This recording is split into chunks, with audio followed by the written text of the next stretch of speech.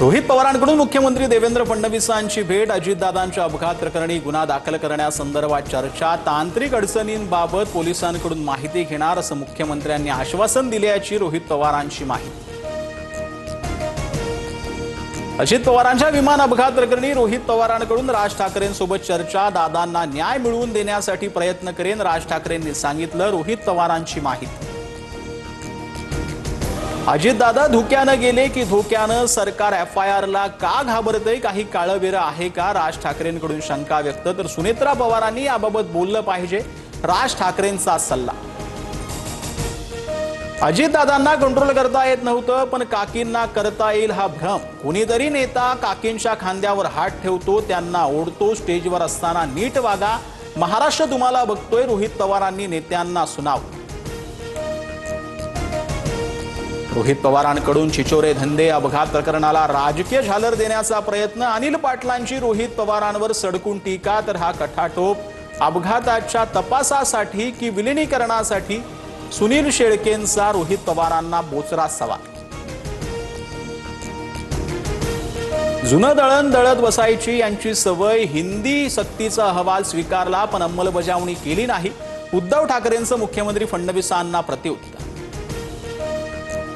राज्यसभेच्या जागेसाठी मवियामध्ये रस्सीखेच, शरद पवारांपासून खैरे दानवेंपर्यंत अनेक जण इच्छुक। मवियाच्या रोटेशननुसार जागा आम्हालाच मिळायला हवी, आदित्य ठाकरेंचा दावा। तर काँग्रेसकडूनही 4 ते 5 जण इच्छुक, वडेट्टीवारांची माहिती। सरपंचांना प्रशासक म्हणून नियुक्त करण्याचा राज्य सरकारच्या निर्णयाला स्थगिती दिलेली आहे। छत्रपती संभाजीनगरमध्ये सरपंचांना प्रशासक म्हणून कार्यभार स्वीकारता येणार नाही, मुंबई हायकोर्टाच्या औरंगाबाद खंडपीठाचा निर्णय। राज्यातील उर्वरित स्थानिक निवडणुका पुन्हा लांबणीवर जाण्याची शक्यता, 50% आरक्षण मर्यादा ओलांडलेल्या झेडपीची सुनावणी जुलैमध्येच होणार। मुंडवा जमीन गैरव्यवहार प्रकरण विधानसभेत येणार, खारगे समितीचा अहवाल ऍक्शन रिपोर्ट टेकनसह अधिवेशनात सादर होणार, सूत्रांची माहिती। आता सर्वांसमोर सर्व काही बोलणार, वाल्मिक कराडच्या मुलाची सोशल मीडियावर सूचक पोस्ट, तर पोस्ट टाकण्यापेक्षा समोर येऊन सत्य सांगायला पाहिजे, धनंजय देशमुखांची प्रतिक्रिया। महादेव मुंडे हत्या प्रकरणातील नार्को टेस्टचा रिपोर्ट SITच्या हाती, ब्रेन मॅपिंग आणि नार्को टेस्टचे रिपोर्ट मधून खुनाचा उलगडा होण्याची शक्यता, न्यायालयासमोर हत्येचं गुपित उलगडणार। मुख्यमंत्री फडणवीसांकडून कांद्याच्या प्रश्नावर तातडीनं बैठक बोलावण्याचं आश्वासन, तर कांदा उत्पादक शेतकऱ्यांच्या पाठीशी उभं राहणार, फडणवीसांची प्रतिक्रिया।